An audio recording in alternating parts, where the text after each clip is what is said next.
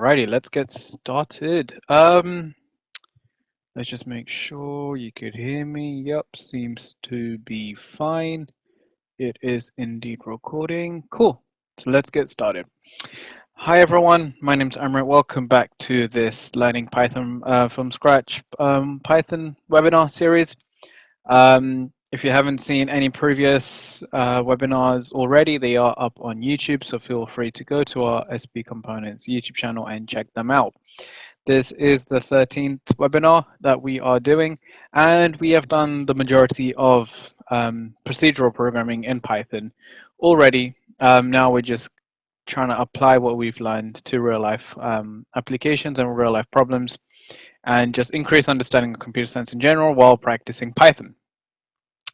That being said, yesterday was the second day we looked at sorting algorithms in Python, and today should be the last. So if I start sharing my screen, there we go. Cool. So yesterday we looked at, what did we look at yesterday? Yesterday, by the way, I do have chat up, so if anyone does have any questions, you can indeed ask me. So yesterday we took a look at insertion sort and selection sort, and how to kind of make them in Python and how they work. Today is going to be a little bit more complicated Python programming wise, but arguably more important than yesterday's sorting algorithms. Before we get into that, yesterday I did give you this as a challenge. These are programs that kind of bring together everything we've learned so far and give you the opportunity to program them. So this is a basic program that asks you to tell it how much you bought and sell newspapers for, and for 7 days it tells you exactly, well, you tell it how many copies you bought and sold per day for a week, and then at the end it asks you if you want to start a new week, and then accordingly you either continue to a second week or you end the program. So it's fairly straightforward. You could, if you haven't done so already, you could read how it works. I'm quickly going to fly through the way I have done it. Whoops, that's not it. The way I have done it. There we go. So it's fairly straightforward. It's similar to yesterday's with a few minor tweaks. So as we are making our own abstract data type, here's our record for newspapers. We have created 2 arrays that we haven't passed through. Do you know, I did kind of go through this yesterday. You can do this, so do check out yesterday's for more of an explanation on our records. These are our accessor methods. Do note that we have 2 types of accessor methods for sold and bought. We could access a specific value in 2 arrays by giving it a specific position, or we could give back the entire array, and either one is fine. Hence, it's our abstract data type. The program doesn't need to know how this data type works or how this record works. We just need to know the methods in order to access it, which hence makes it abstract. So we do have 2 types of accessor methods. Instead of methods, we only need to change or change stuff in the array. We do probably need more setter methods, but it wasn't quite required for this. Actually, now that I think about it, it is required. I just haven't implemented it yet. So I just remember that if you do start a new week, you probably need to delete what's in the arrays already, and I kind of forgot to do that. That's fine. Shouldn't take too long, but I do have 2 setup methods. So for sold and bought, which all they do is append whatever you give them. Fairly straightforward setup method that creates 3 different newspaper records, and incidentally stores each one in a newspaper array. It just replaces each name by the newspaper version, the record version of itself. I have a day method that with a given newspaper will ask for how much was bought and sold, and of course append them into the records. And I also have a show date info. This method name is done slightly differently. Just wanted to quickly show you how different ways of naming can be done. Some people prefer how what I've been doing it so far. Some people prefer to have underscores. It's just, as I said, based on preference, doesn't really make a difference. And this basically just displays the day's info about how much profit and how much was sold and what the profit was, all the type of stuff like ask has a day bang profit and what the profit was. Um, and this was the main program. So while true, keep doing this until the user want to exits, which is down here. Break until the user want to exits. We can have a print by here, but to get it exact, so you can have a print by here. Of course, set up the newspapers, this into an array, which of course we return over here. Very straightforward. For loop that goes through the 7 days. Another for loop that prints out the information, and then we ask these if they want to continue or not. Very straightforward. I'm going to slowly go through it so you can pause the video if needs be to take a closer look at. I do kind of realize that it's not fully complete. That's just me forgetting to do it in a rush. So sorry about that, but it's pretty much there. I guess as an extra challenge, you can try to edit this, try to recreate this and edit it so it's a lot better in that regard. Let's get rid of you. There we go. Yeah, so that was yesterday's challenge. Today's challenge is similar to the previous two. Tries to use everything we've done so far and just gets you to practice everything we've done so far. So you can have a read of it, what it needs to do. I will be going through it very quickly in tomorrow's session, but for now, this is the challenge. So I'm going to leave it up for another few seconds, and then I'm going to get into today's content. Cool, so let's get rid of that. So today's content is similar to yesterday's, that we're going through sorting algorithms, but we're going to be going through my favorite two sorting algorithms, which is merge sort and quicksort. So let's go through how these algorithms work, and then we will try our best to program them. Cool. So let's do this. So in either case, we need an array. Of course, these are sorting algorithms. That was a terrible line. These are sorting algorithms. So we mainly will be looking at arrays that we're going to be sorting and doing it like that. There we go. Bang. After sorting algorithms, we will be getting into searching algorithms that use these sorting algorithms in them, and then we will probably get into object-oriented programming and how that kind of looks like in Python. So just do keep that in mind. So that being said, this is an array with 1, 2, 3, 4, 5, 6, 7, 8 sections that we could fill in with random numbers, of course, that aren't in order. So let's do 19, 4, 5, 20, 1, 11,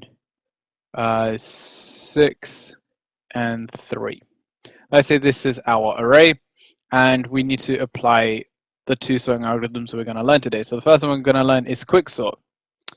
Quicksort. Now, as the name suggests, for the most part, it is fairly quick if implemented properly. So let's take a look at how this looks like. So what quicksort says is we need a pivot. Now, depending on how you program it, pivots could be different things. But generally speaking, I say always go for the center one as your pivot. So we're going to highlight our pivot with a circle. That's our pivot. So quicksort says we need a pivot. It's up to the programmer how they select their pivot, but we're just going to say to go bang into the middle and use that as your pivot. Of course, we have 1, 2, 3, 4, 5, 6, 7, 8. So technically the middle is over here, but it's then up to the programmer again if they want to go left or right. You can't really go into the middle. You need to select one of these values. So I'm just going to say go into the middle. If the middle isn't exact, go one less or to the left of it. And what we say is once we find our pivot, what we then do is bring that to its correct position. Now that I realize this probably is a fairly good example of how Quicksort could go wrong. So once we get our pivot, we either move all the numbers to the left or to the right if they're bigger or smaller than this number. Since we just happen to pick the biggest number, we're going to end up moving everything to the left. So let's redraw our array. Actually, the way I do Quicksort is like so. So we move everything over. So it's going to end up looking like 3, 6, 11, 1, 5, 4, 19. So our array is now going to be, we don't write our pivots afterwards. I'll just show you how we're going to write as we go through. So we selected 20 as a pivot. We moved everything onto its correct size. There was nothing bigger than 20, so there's nothing on its right side. And then we repeat the process on both sides of the pivot. Now, since there's nothing on the right side, we don't really do anything. We continue on the left side. So on the left side, we go bang in the middle, which happens to be 1, which yet again shows you worst case scenario for Quicksort. So this is by accident, by the way. This is worst case scenario for Quicksort. So 1, of course, 1 is the smallest. So our new program will look something like 1. Actually, let's just rewrite 20 and then solid box it. Yeah, so 1, solid box, then 19, 4, 5, 11, 6, 3.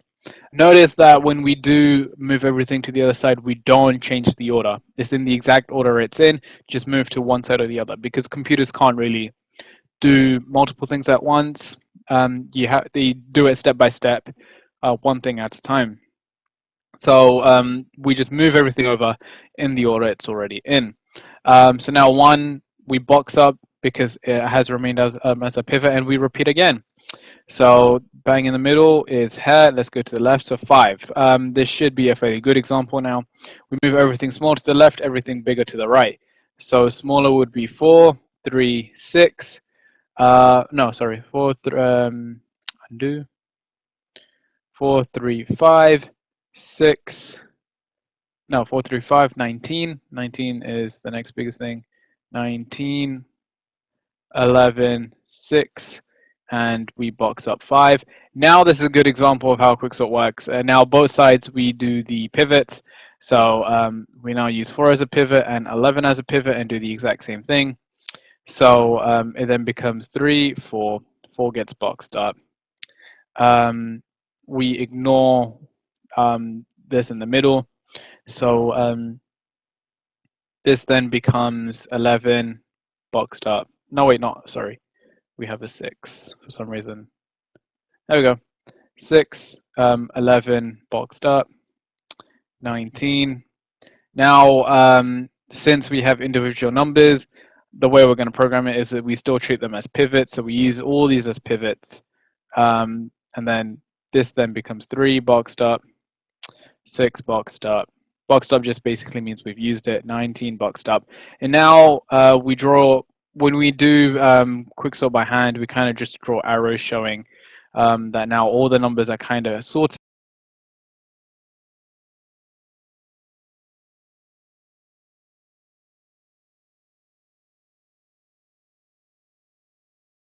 Uh, 3, 4, 5, 6.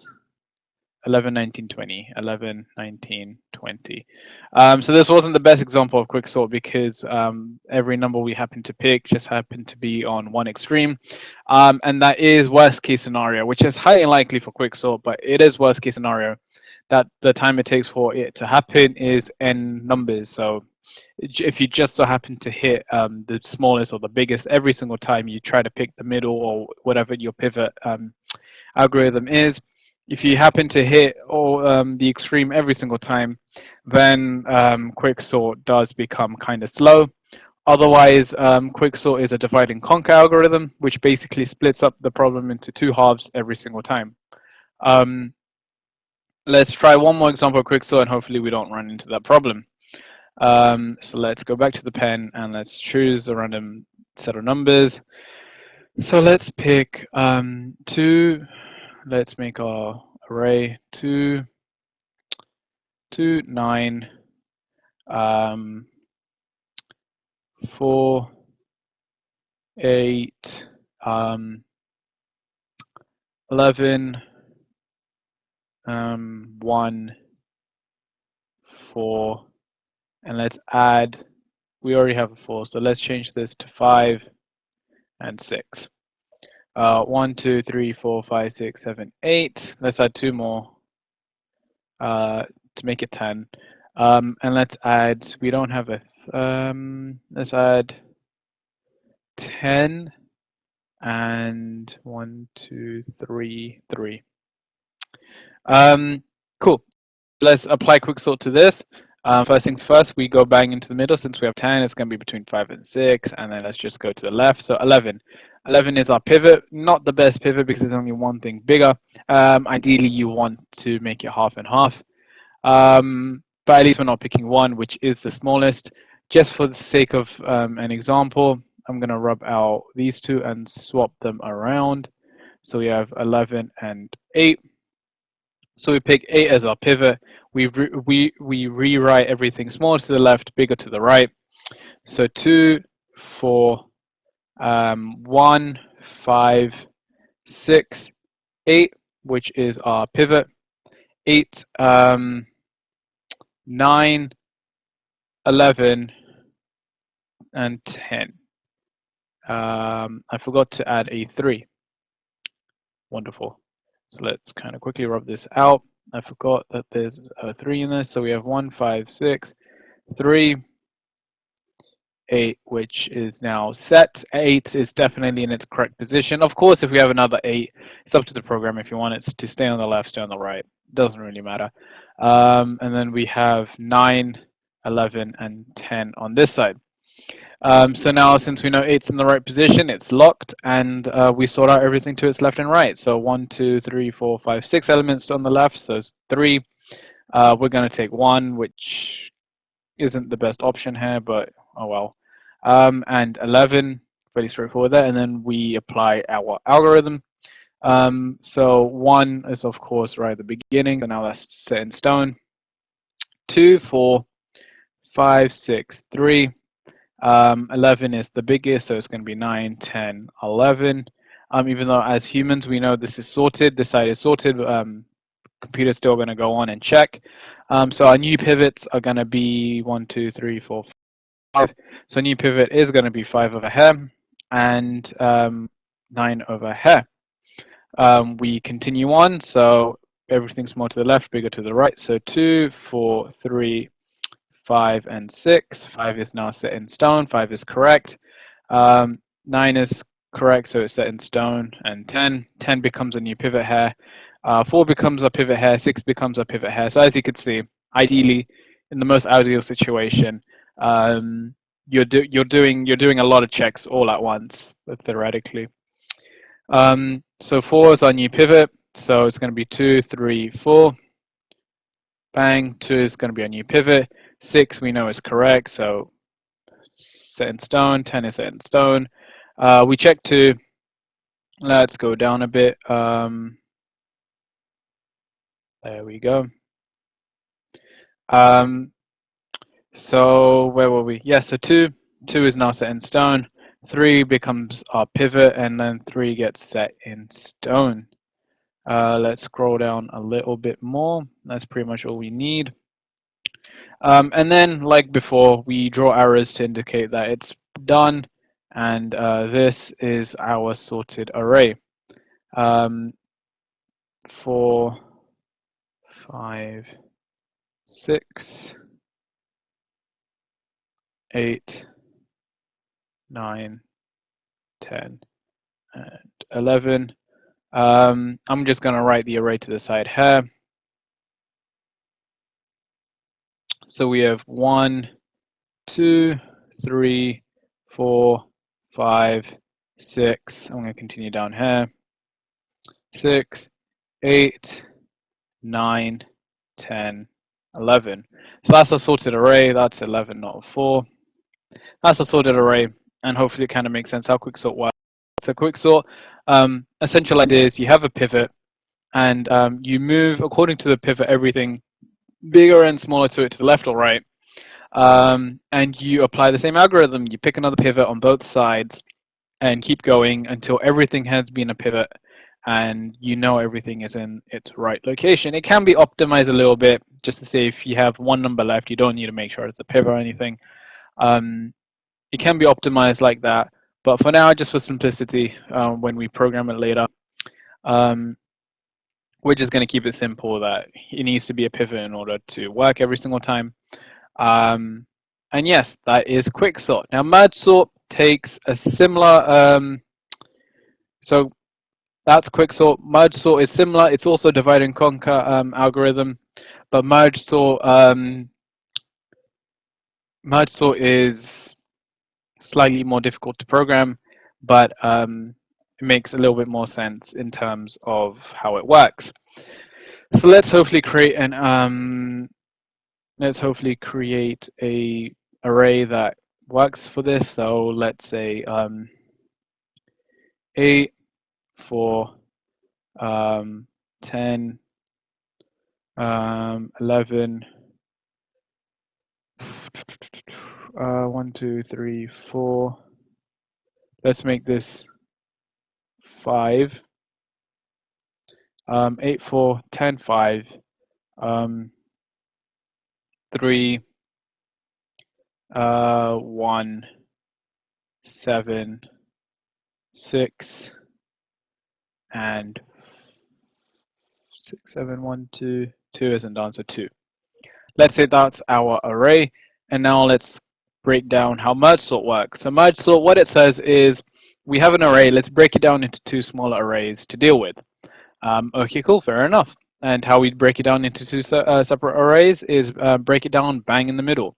So this is 1, 2, 3, 4, 5, 6, 7, 8, 9 elements. Bang in the middle would be the 5th one, 1, 2, 3, 4, 5. So we kind of need to decide in this scenario, is this going to go into this side or is this going to go into this side? Let's bring it into this side. So we break down the array into 2 small arrays of 8, 4, 10, 5, and 3, and 1, 7, 6, and 2. And merge sort says, do that again. Let's break this down into 2 smaller problems. Cool. So this then becomes 2 smaller arrays of 8, 4, 10, and 5, and 3. This then becomes 2 smaller problems of 1 and 7, and 6 and 2. And no prizes for guessing what merge sort says again. Let's break this down into 2 smaller problems. And we keep doing that until we get an array of just 1 element. So let's break this down into a smaller problem. So this then becomes 8 and 4, and 10. This then becomes 5 and 3. This then becomes 1 and 7. This then becomes 6 and 2. And then this then becomes 8 and 4. So each box is an array. And what merge sort says is initially just break it down. Break down your problem into 2 smaller problems until you reach this state. I should kind of make this into 2 separate boxes. So this is 6 and 2. Cool. So now what merge sort says at this point, when you're at this point, what merge sort says is merge these together in order, hence the name merge sort. So what merge sort says is each set, you merge them so they are in order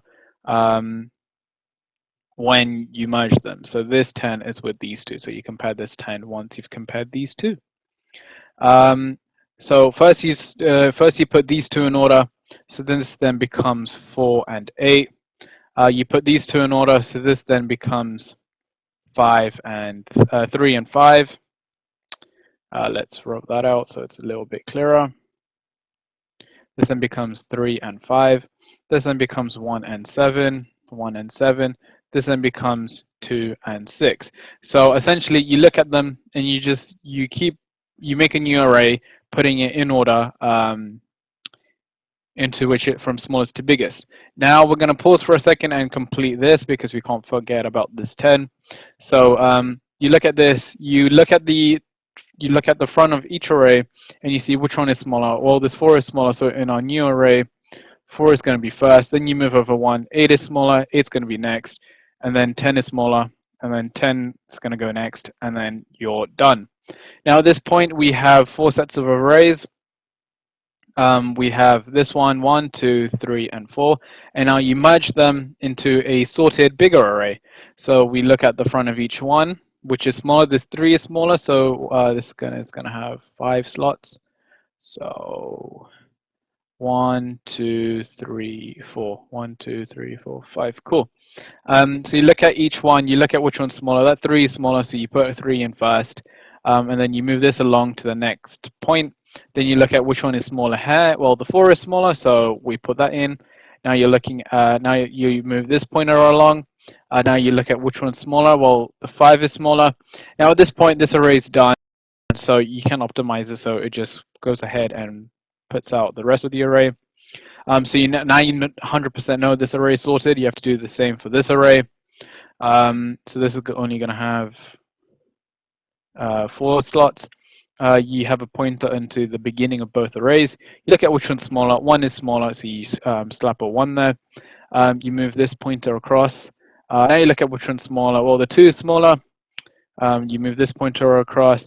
Now you look at which one's smaller. The 6 is smaller. Well, now this array is done, so you could just continue off and paste the rest of the array there. Now, hopefully, this last part will enforce how merge sort works.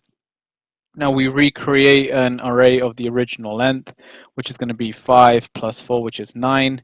So 1, 2, 3, 4, 5, 6, 7, 8, and 9. So 1, 2, 3, 4, 5, 6, 7, 8. I guess the 9th one could have a bigger cell. So you have a pointer to the beginning of each array, and you compare which one's smaller. Well, the 1 is smaller. Cool. Let's move this along 1 now. Now you look at which one's smaller. The 2 is smaller. Cool. So we slap a 2 in there. Let's move the pointer across. Now you look at which one's smaller. Well, the 3 is smaller in this one.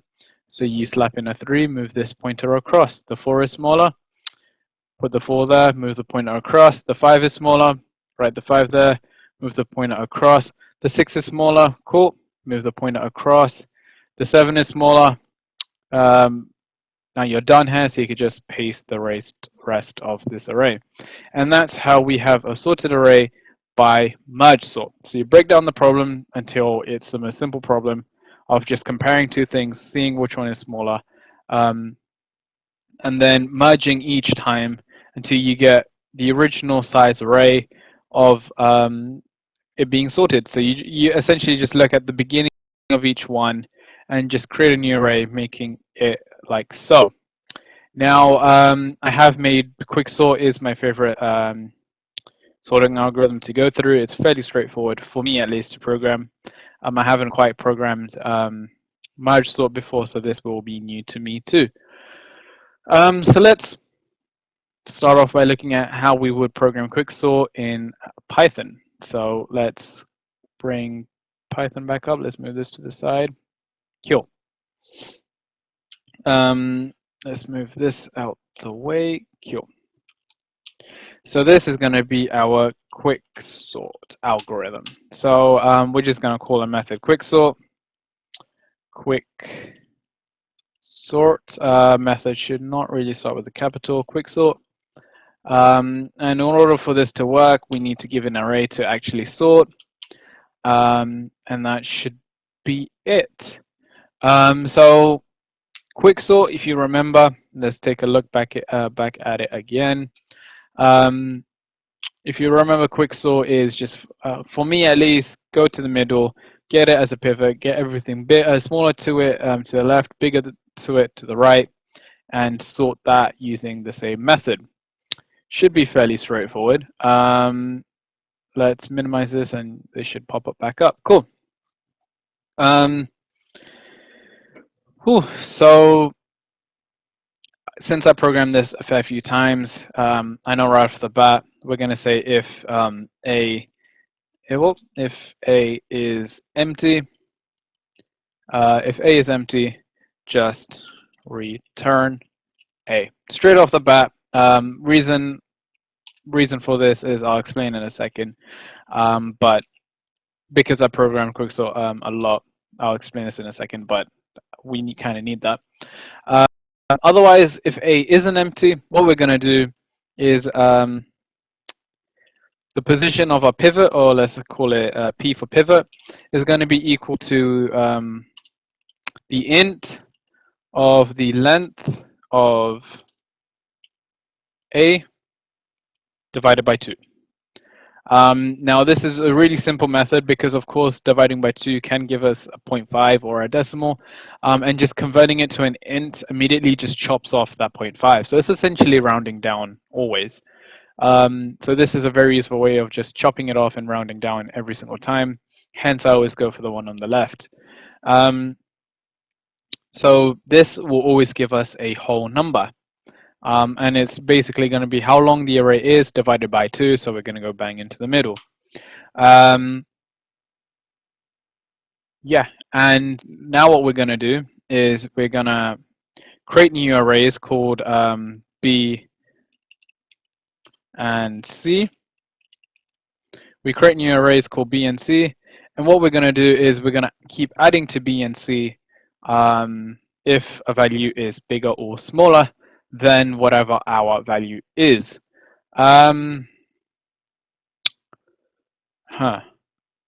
Yeah, so for I in A, yeah, return A, P, we're gonna duplicate it.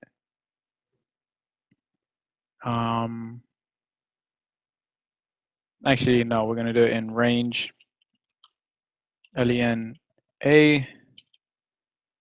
Cool. So what I was just kind of considering is we're going to repeat considering this if we don't do it like this. So essentially if, I don't know why I keep doing brackets, Python doesn't require brackets. So if the position we're at is not equal to, oh wait, so let's do not P is equal to I. So if we're not looking at a pivot, do the following piece of code. So so this is basically to ignore when we get to the pivot. Should be fairly straightforward. So as long as we're not looking at the pivot, do this. So if our position I is I forgot, if whatever position we're at is bigger than our pivot, then what we're going to do is we're going to add it to array C. So C dot append, that's not C, C dot append, and we're going to append the actual value. So we're going to append the actual value of whatever we're at. Otherwise, of course, if it's not bigger, it has to be equal to or smaller. So we could always just do b dot append a I. Cool. And this way we populate B and C. We just do a for loop, and B and C will automatically be everything bigger and smaller, respectively. Sorry, smaller and bigger, respectively. And at this point, it's fairly straightforward. You quicksort B and C. We're going to do this recursively, so which is why we spent a lesson on recursion. So we're going to quicksort B, and then we're going to quicksort C. We're going to quicksort B, quicksort C. Do we need to do? No, I don't think we need to do that. If we get an error, I know why. It's just depends on how Python works as a programming language. So we quicksort B, quicksort C, and then what we do is we merge everything together. Now, arrays, you can add them. Just adding arrays just merges the two arrays together in the order in which you merge them. So what we want to do is then we want to merge, we want to return B plus whatever the pivot value was plus C. Now I'm not sure if we're going to have to enclose this in an array, but we will see. Now that should be Quicksort done. So essentially, now this is the reason we have this here. So if you ever try to do Quicksort and an empty array, just return the array. It doesn't matter. So if you do remember our examples here, if we ended up having 20, so an extreme, so nothing is on one of the two sides, you're going to end up with an empty array, and you can't really Quicksort an empty array. So yeah. That should be fairly straightforward to understand in that regard. And of course, if you have a single value, so if you're like over here and you don't have anything to compare it to the left or right, B and C are going to be empty arrays. The for loop will never work in the first place. I mean, it will work for the single value of I, but the if statement doesn't allow it to consider itself. This if statement wouldn't allow it to consider itself because I will end up being 1. Or 0. So let's consider the idea that this is just a single element. So the length of A will be 1, so this will be 0.5. So P would be 0. For I in range 0, won't run. It will not run. So this for loop would never run. These two would just be empty arrays. You're just going to be returning your pivot. So you return an array with B, so everything smaller sorted, itself, and everything bigger sorted. So let's run this and test if this works. So let's print Quicksort of the following array. So let's get a random number of numbers. So 3, 4, 1, 7, 11, 8, 5, 7, 13, 15, 16, 3, 2, 1, 15, and 5. Let's just say that's our array. Let's run this and let's see if it works. There we go, we got an error. So what's the error? Yep, so we need to make this into an array. That's fine, we could just enclose it in array brackets. That should be fine. Now if we run this, run module, okay. There we go, but it's not sorted for whatever reason. 3, 4, 1, 7, 5, 3, 2. Okay, so essentially what went wrong is we needed to do B is equal to C is equal to, hopefully that works. Yep, that works. So it just depends on how Python runs. Essentially, the initial reason why this didn't work is every programming language has 2 types of memory allocated to it, one type being a stack, the other being a heap. The way I remember it is clean memory, messy memory. Clean memory stores basic data, so integers, characters, maybe floats. So things that could be stored cleanly, things that can't be stored cleanly like arrays and strings, just because you don't know how big they will end up being, will be stored in messy memory. So in clean memory, it just stores the variable name and where they are stored in messy memory when it comes to arrays and strings. Which is why you can always pass an array to a method and it will update the array outside the method just because of how memory management works in programming languages. But in this case, we needed to store back whatever they return. Yeah, which kind of makes sense, I guess. And yeah, we did this recursively, so it is 100% sorted. So 1, 2, 3, 4, 5, 7, 8, 11, 13, 15, 16. And that was Quicksort. Fairly straightforward. So let's do a new comment, and let's figure out how we're going to do merge sort. So if you remember for merge sort, let's create a comment saying that this is merge sort. This may not be the most efficient way of doing merge sort, but let's figure it out. So merge sort, And of course, in order for this to run, we need an array. So let's kind of figure out how we're going to do merge sort. If you remember merge sort, the entire idea is to split it up until you have a single length array. And when you're merging it, just go through the array and always keep taking the smaller value. Should be fairly straightforward. Yeah, should be fairly straightforward. So let's go back to Python. And let's figure this out. So merge sort, what it says is, well, we need two arrays. So let's again create an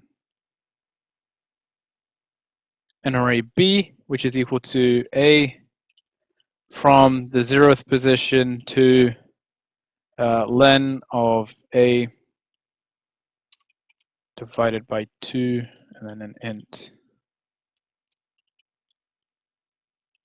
Okay, so this is me trying to figure it out with you. What do we call this? We call this halfway point. So let's just say half is equal to this, just so we don't overcomplicate it. This is the same as before in the pivot in Quicksort. So essentially, what this colon thing does is we're going to create a smaller array in B, which is A from 0 to the halfway point, like so. And we're also going to create C, which is going to be equal to A, but from the halfway point onwards. Now, do note that we do say halfway point here. Let's test it out. Print B, C. Let me just show you how this works. So print. Oh no, we're just going to do merge sort of array merge sort of an array 1, 2, 3, 4, 5, 6, 7, 8, 9, 10. So if we were to run this, run module, okay. So we get two arrays from 1, 2, 3, 4, 5, and 6, 7, 8, 9, 10. Should be fairly straightforward to understand. Let's add 11 to see what happens when it's an odd number. Okay. There you go. So 1, 2, 3, 4, 5, 6, 7, 8, 9, 10. So half, when you do half, it doesn't include half. Does it include half? I think so. It does include half, and then of course, no, it does include half. And then when you go onwards, you don't have to specify where to end. If you don't specify where to end, it will just go to the end. So this should make sense. Of course, if it's odd, it's gonna give the bigger one to the right-hand side, just because of how we've done this. If you do +1 here, it will give the bigger side to the left side. Run, I think. No, wait, it may duplicate 1. Yeah, it duplicated 1, so this also needs to be +1, +1. Run module, okay. There you go, 1, 2, 3, 4, 5, 6, 7, 8, 9, 10, 11. So it depends how you want to program it. We're just going to leave it to half. There we go. We will mess with that in a sec. This is just to show you how to do it. So at that point, and what we're just going to do is merge sort merge sort B and merge sort C. So just keep splitting them up essentially. Yeah, merge sort B and merge sort C. Of course, this is going to have to be B is equal to, this is going to have to be C is equal to merge sort B, merge sort C.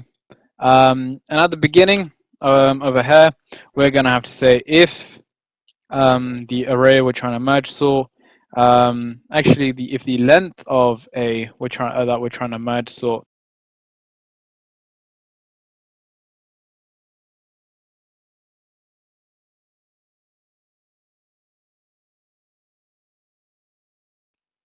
A. So return to the point where, yeah, so if it's equal to 1, just return A. And over here, what we're going to do is we're going to merge B and C, and we're going to return that. Return merge B and C. Cool. So my idea process behind this is this should make sense. If there's only one element left, just return it. And after we've merged sort B and merged sort C, merge is going to be a separate method that we're going to make that goes through B and C and does the comparing process that we saw over here. Does the comparing process to just create the new array and then return it immediately. So as soon as we finish writing the method merge, that requires two arrays A and B to work, we should be done. So we have two arrays A and B. Let's have two pointers. So pointer 1 equals to 0. Pointer 2 is equal to 0. Actually, let's do this pointer A and pointer B so it makes more sense. So the pointers are just going to be what what number we're comparing on each one. So if we go back, pointer A, pointer B, and I guess the way we're going to do it is while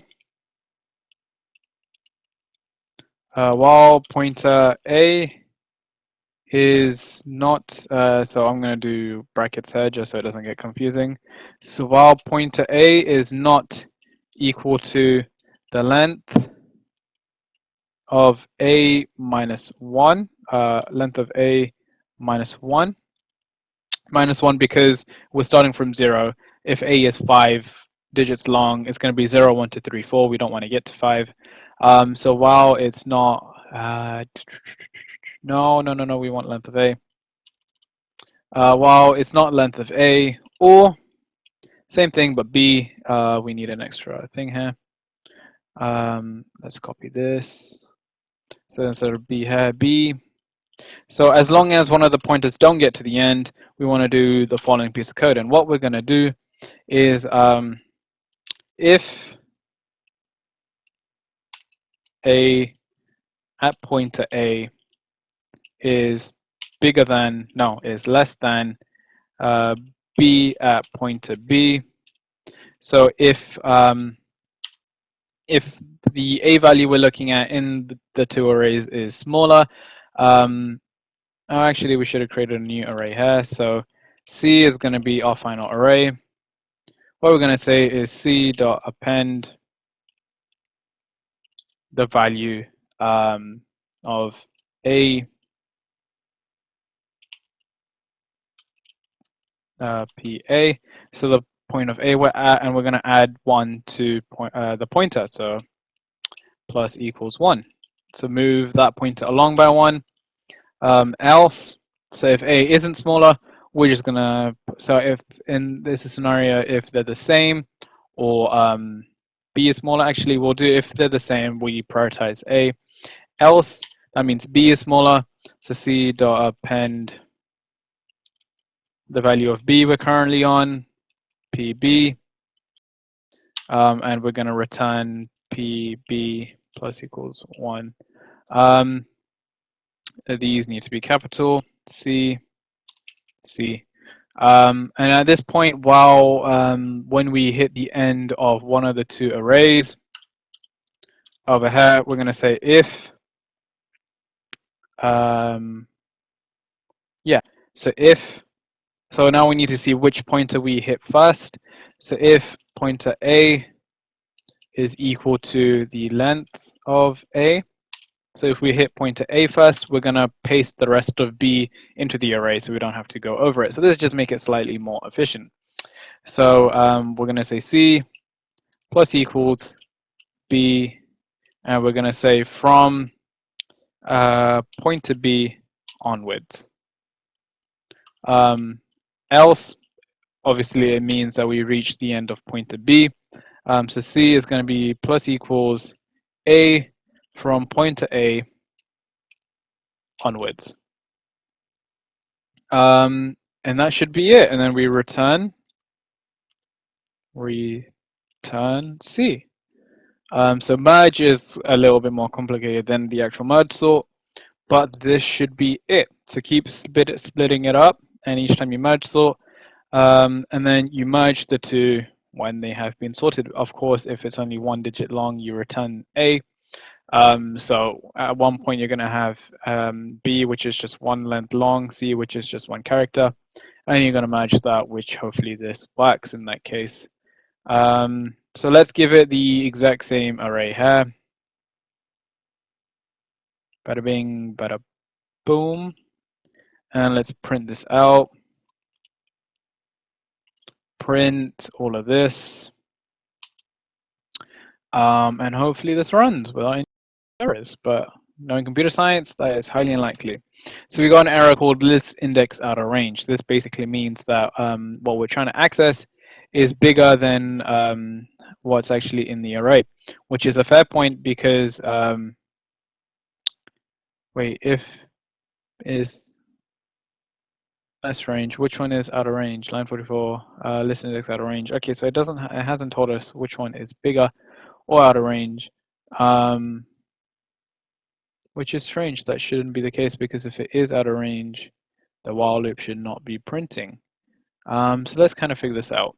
Now, I guess this could also be a quick lesson in debugging. The most easiest way of debugging is just printing out information. So we're going to be printing out PA and PB, PA, PB, and we're also going to be printing out A and B. And then we're going to run this, and then we're going to eventually figure out where the error is. Cool. So this is the first array done. We got to the point where we need to merge, where this is this, this is this. And let's also print out C just to make sure we know what's going on there. Cool, so let's run this. Run module, okay. Cool, so let's figure out what's going on. So it's initially C is empty, cool. One is smaller, cool, so I put one in there.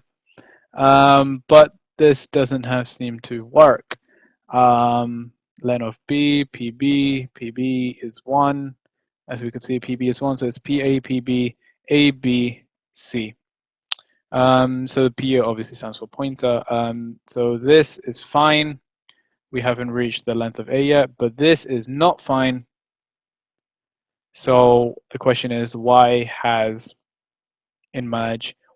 this line run on line 45, which is of course there, line 45. So the question is why, or, that's why. Needs to be and. Or basically means either one could be true in order for this to work, and means both of these need to be true in order for this to work. So that was an error on my behalf. Okay. And we still get an error. C plus, oh, C, we need capital C. That was a quick fix. Half of programming is fixing bugs. Still have an error. This attribute has no append. I spelled append wrong by the looks of it. APPEND. Yep, spelled append wrong. There we go. There we go. There we go. 2, 3, 4, 5, 5, 7, 8, 11, 13, 15, 16. There we go. So it works. That was also a quick insight into how I generally debug. Debug is a major part of programming, so it's almost impossible to right off the bat write a program with 0 bugs in it. You're 100% going to face bugs, whether it be smaller spelling mistakes here and there, or like I just did, a logical error instead of or it having to be and. Of course, if you didn't understand anything we did today, check out previous webinars that you may have missed. We may have covered that topic already. I don't see any questions in the chat, so I'm going to end today's webinar here. Go back to the beginning on YouTube if you want to relook at the challenge. These challenges are made to go over everything we have taught you. Today we finished off sorting algorithms, which is a basic insight of how we sort stuff, sort arrays. So tomorrow we're going to look at searching algorithms, start looking at searching algorithms in order to see how we actually look for items in massive arrays. If you don't understand what's the point of all of this, this is just applying our Python skills in order to solve real-world problems, and so in order to A, increase the Python skills, B, just learn a bit more about computer science while we do it. I could give you and go through other programs like the challenges I give you, but that's just increasing your Python skills. Let's increase our knowledge of computer science by doing things like this. So next time we'll be looking at searching algorithms. So these algorithms are designed to go through arrays that are thousands or hundreds of thousands in length, and search for whatever we're looking for, assuming it's sorted. So on 2 days ago, I think that was on Friday, I initially showed you the problem with searching algorithms, searching an unsorted array. The only one you can use is linear search, and I showed you how inefficient that was. So go back to that if you're not sure why we're looking at this. But thank you everyone so much for watching. This is the end of today's webinar. So today we just looked at merge sort, quicksort. Tomorrow we were looking at searching algorithms, so searching, assuming the array is sorted, and you can use these methods in order to sort your array. Do know using recursion tends to be very memory intensive, so if you're worried about memory and you want to use one of these two algorithms, you're going to have to convert this from being a recursive algorithm to a algorithm that probably uses some sort of loop. That being said, there is a way of this. You could always convert a recursive program into a non-recursive program. I won't be getting into that. I'm just teaching you Python. You could apply your skills later on and figure it out that way. So thank you everyone so much for watching.